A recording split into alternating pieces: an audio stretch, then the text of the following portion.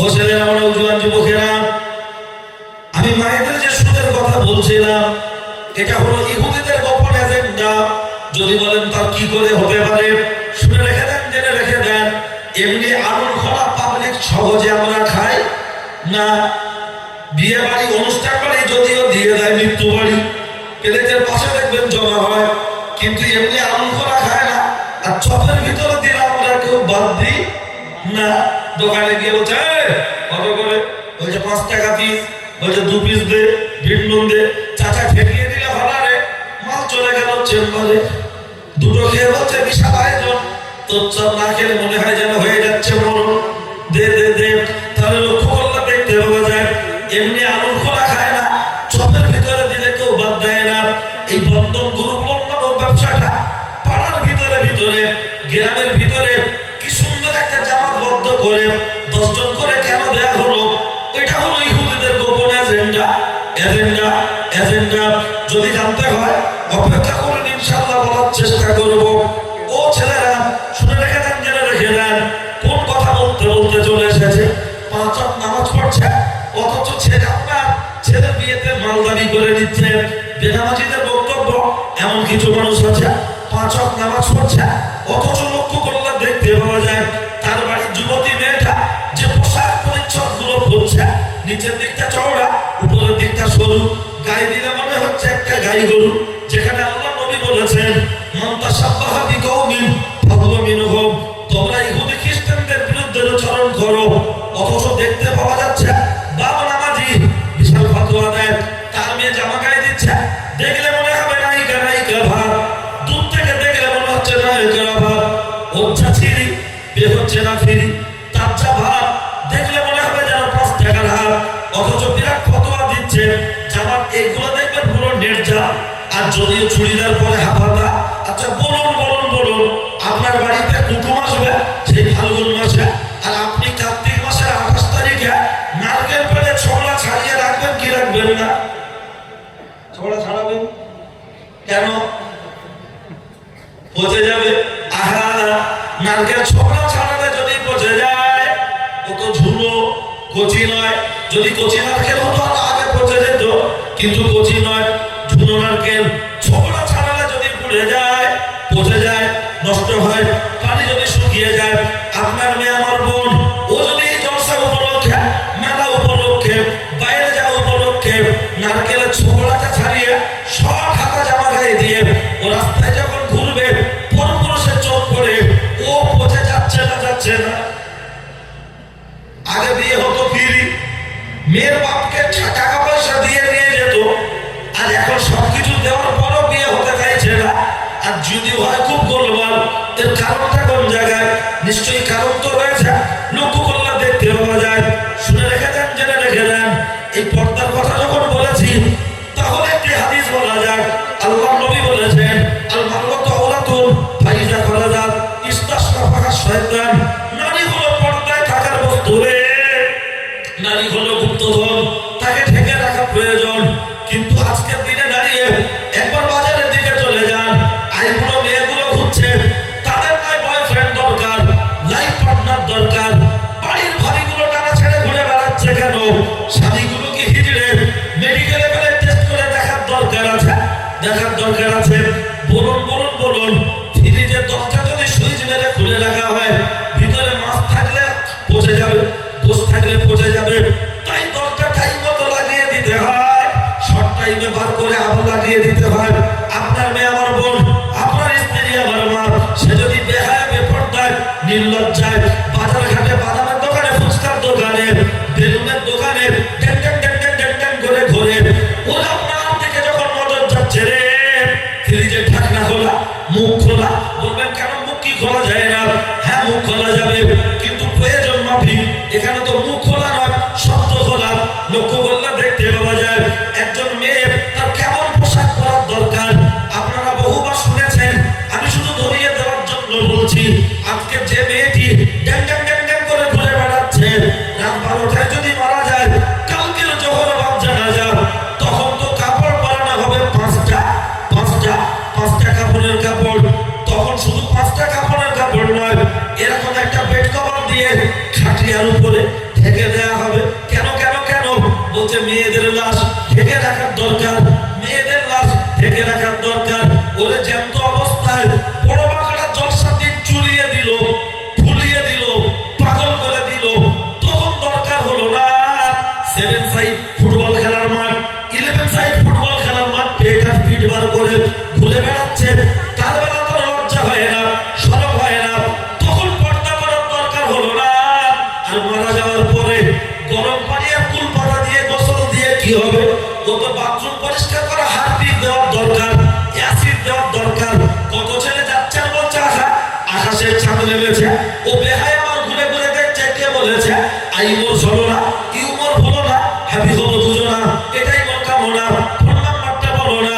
লক্ষ্য করলে দেখতে পাওয়া যায় আগে আই মোর মেয়েরা লোকের হাত ধরে পালাতো, এখন বাড়ির বউরা পালাচ্ছে, বাড়ির বউরা পালাচ্ছে। বললেই বলছে বাবা যুগ জামানা পাল্টে গেছে, যুগ জামানা খারাপ, যুগ জামানা পাল্টে গেছে। মানুষ বলছে না, বলে না? কে বলেছে যুগ পাল্টেছে? আরে ওলামা যারা বসে আছে, কারণ আপনাদের এলাকায় প্রত্যেকটা গ্রামে আলে ওলামা আছে না নাই? জিজ্ঞাসা করবেন, আল্লাহ নবীর হাদিস রয়েছে তোমরা যুগ জামানাকে গালি দিও না, যুগটা হলো আমার যুগ। নবী বলছেন এই যুগটা হলো শ্রেষ্ঠ যুগ, আর আমরা বলছি যুগ খারাপ, যুগ পাল্টে গেছে। আল্লামা আবু ইব্রাহিম সিদ্দিকী হুজুরের মুখ থেকে বহুবার শুনেছি, কেউ যদি বলতে যুগ খারাপ, হুজুর খুব রেগে যেতেন, খুব রেগে যেতেন। আজকে লক্ষ্য করলে দেখতে পাওয়া যায় আগেও সূর্য যেমন উঠতো এখনো তেমন উঠছে, আগেও যেমন ডুবতো এখনো তেমন ডুবছে। যুগ জামানার কোনো পরিবর্তন হয়নি, মানুষের স্বভাব পরিবর্তন হয়েছে। বলবে প্রমাণ দেন, নিশ্চয়ই প্রমাণ দিতে বললে একাধিক প্রমাণ দিতে পারবো, অসুবিধা নেই, দেয়া হবে। ও ছেলেরা, ও নওজোয়ান যুবকেরা, ফাতেমাতুজ জোহরা, আল্লাহর নবীর বেটি ফাতেমাতুজ জোহরা হযরত আলীর স্ত্রী স্বামীকে ডেকে বললেন, ও আমার স্বামী গো, আমি যখন মারা যাব বেশি লোক ডাকবেন না, ডাকবেন না, এলাকায় খবর দেবেন না, খবর দেবেন না, মাত্র কয়েকজনকে ডেকে দাফন কাফন করবেন, তবে দিনের বেলা নয়, রাতের বেলা। লক্ষ্য করলে দেখতে পাওয়া যায় কিতাবের মধ্যে এসেছে, কিতাবের মধ্যে এসেছে হযরত আলী জিজ্ঞাসা করছেন, ও নবীর বেটি ফাতেমা, হাসান হোসেনের আম্মা ফাতেমা, আলীর স্ত্রী ফাতেমা, খাতুনে জান্নাত ফাতেমা, তোমার কাছ থেকে আমি জানতে চাইছি তুমি নবীর বেটি, তোমার জানা যায় প্রচুর মানুষের হাজির হওয়ার স্বপ্ন থাকতে পারে, কিন্তু তুমি নিষেধ করছো কেন? কেন নিষেধ করতে? হযরত আলী জানেন না, জানেন না, কিন্তু একটু ট্রাই করছেন, যেহেতু নারী সন্তান তো এমনি মেয়েদের বুদ্ধি শুদ্ধি কম, ভাগে জমি জায়গা কিছু বললে খালি বলবে মেরে দেখো, মেরে দেখো, যত বলে মেরে দেখো, মার বেশি খায় না কম, খেয়ে শুয়ে উঠে বলছে তো আমরা তো জানি পাখা ধুয়ে চললেও না বিল, পাখা চললেও তাই দেখ খুশি। এর মাকে শুয়ে উঠে বলছে পোলাও তো আল্লাহ বিচার করবে, তোর হাতে বাজ পড়বে। এই কথাটাই যদি 5 মিনিট আগে বলতো, ও কি 5 গিয়ার আর মার খেত? আমরা জানি যখন গাড়ি স্টার্ট নেয় না, চোখ দিলে অন্তত 1/2 কিলোমিটার 1 কিলোমিটার যাবে, ঠিক কিনা? তার চোখ ধরে মার। এই নারীরা বুদ্ধি কম, বলবে বেশি। এখন না, শুরু থেকে সেই জান্নাতের ভিতরে নিষিদ্ধ রাতের ফল আদম নবীকে খাওয়ানোর জন্য শরবতের সাথে গুলে দিয়েছিলেন, মনে আছে? আর সেখান থেকে শুরু। আর মেয়েদের যে বাসাটা শরীর খারাপ, এর বিধান কোথা থেকে এর উৎস? দেখি আল্লাহ যদি বলে শুনতে পারে। ও ছেলেরা, নওজোয়ান যুবকেরা, ও আমার মুরব্বী জবান, শুনে রেখে দেন, জেনে রেখে দেন, আমি আপনাদের মাঝে যে কথা বলছিলাম ব্যথা নেবেন না। আমার কথা যদি গায়ে ব্যথা, কার্তিক মাসের হালকা ঠান্ডা গায়ে দিয়ে শুয়ে পড়বেন ব্যথা। আমি আপনার মাঝে যে কথা বলতে চাইছি লক্ষ্য করলে দেখতে পাওয়া যায়। ও ছেলেরা, ও নওজোয়ান যুবকেরা, শুনে অনুময় বিনয় করে বলছি, কথাটা একটু দেমাগে নেওয়ার চেষ্টা করুন। আমি আপনাকে যে কথা বলতে চাইছিলাম সেই কথার দিকে খেয়াল করুন গো। ও ছেলেরা, ও নওজোয়ান যুবকেরা, লক্ষ্য করলে দেখতে পাওয়া যায় শুধু তাই নয়, নামাজ, নামাজ তার সাথে যে পর্দা, এই ফাতেমা হযরত আলীকে যখন জিজ্ঞাসা করছেন, ও খাতুনে জান্নাত, নবীর বেটি ফাতেমা, হাসান হোসেনের আম্মা ফাতেমা, খাতুনে জান্নাত ফাতেমা, তোমার জানাজায় মানুষ হাজির হবে, আর তুমি এমন কথা বলছো কেন? রাতের বেলা কেন? তখন খাতুনে জান্নাত যাচ্ছে গো। ও আমার স্বামী, আমি রাতের বেলা এই জন্য বলছি, আমার যে কোনো প্রয়োজন হলে দিনের বেলা আমি খুব বেশি বেরোতাম না। তার কারণ হলো মানুষ দেখে ফেলবে। রাতের বেলা বেরোতাম এবং পোশাকগুলো ঢিলা ঢালা পরতাম, যাতে শারীরিক গঠন আকৃতিটা পুরুষ কোনো মানুষ যাতে বুঝতে না পারে, এই জন্য ঢিলা ঢালা পোশাক পরতাম। আজকের বাজারগুলোতে একটু গিয়ে দেখে আসে, আপনার মেয়ে আমার বোন, আপনার স্ত্রী আমার মা যে পোশাকগুলো পরছে, ওগুলো এতটাই মনে হয় যেন সেলাই করা নেই, গায়ে দিয়ে ল্যামিনেশন করা। ভোটার কার্ড দেখেন না, আধার কার্ড, প্যান কার্ড, ল্যামিনেশন করা চাপা। আবার বলছে আমি যখন মরে যাব খানা করবি, টাকা লেগে যাচ্ছে।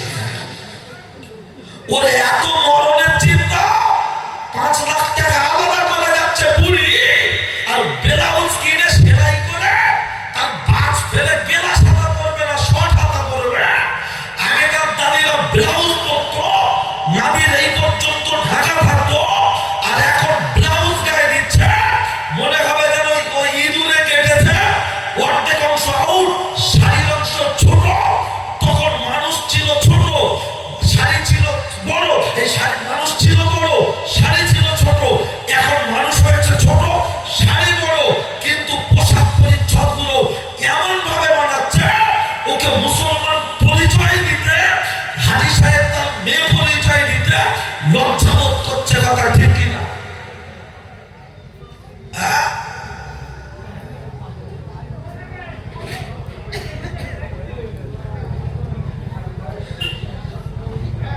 বলবো না ঘুরিয়ে দেবো?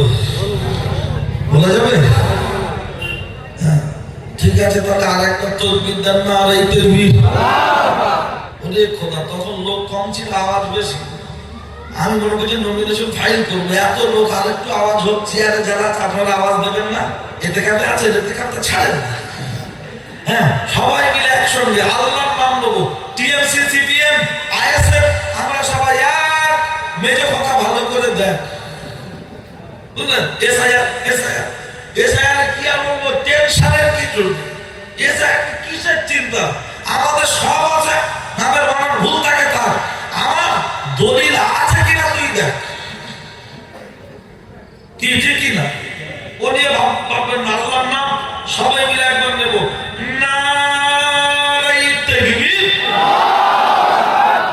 অন্তত যারা ঘরে বাড়ি আছে, ওয়াজ শুনতে হবে না, আমাদের আওয়াজ শুনে উঠে একটু পেশাব করে শুয়ে বলুন। সারদাতে নামে তো মাঝে ঘাটে ছেড়ে দেয়, ও স্বপ্নে দেখছে, বাইরে দিচ্ছে, উঠে দেখছে খায়। বুঝলেন? অন্তত কুটুম যারা আছে ওদের একটু পরে ধরছি, নাস্তাটা হয়ে যাবে, খেয়ে নিই। আর কুটুম এসে কি বলতে যাবো, শরীরটা ভালো, তার তোর যদি কলেরা হলো তুই এলি কেন? তা তুই থাক, তারপরে দিচ্ছে। শুধু গোস দেবে না, জিরো পানি দিও। ও ছেলেরা, আমার নওজোয়ান যুবকেরা, ও আমার মুরব্বিয়া নবাব, শুনে রেখে দেন, জেনে রেখে দেন। আমি আপনার মাঝে যে কথা বলছিলাম, এই ফাতেমাতু জোহরার ঘটনা আমি কোনো বড় করে বলি না, ছোট করেই বলি। উনি যখন ইন্তেকাল করেছিলেন, ওনার জানাজা রাতের বেলা হয়নি, দিনের বেলা হয়নি, রাতের বেলা হয়েছিল। এখন বক্তব্য, ফাতেমা ঢিলা জামা পরতেন, তাই আপনার লক্ষ্য করলে দেখতে পাওয়া যায় তার টেন্ডেন্সি, চিন্তা ভাবনা হলো এমন। এখন আপনারা যদি মনে করেন হুজুর ওরা হচ্ছে তোমার বাপের কি, আমরা বলবো না।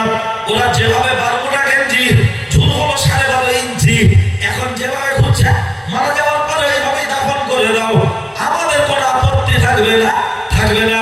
বলে জ্যান্ত অবস্থায় পর্দা করার দরকার হলো না।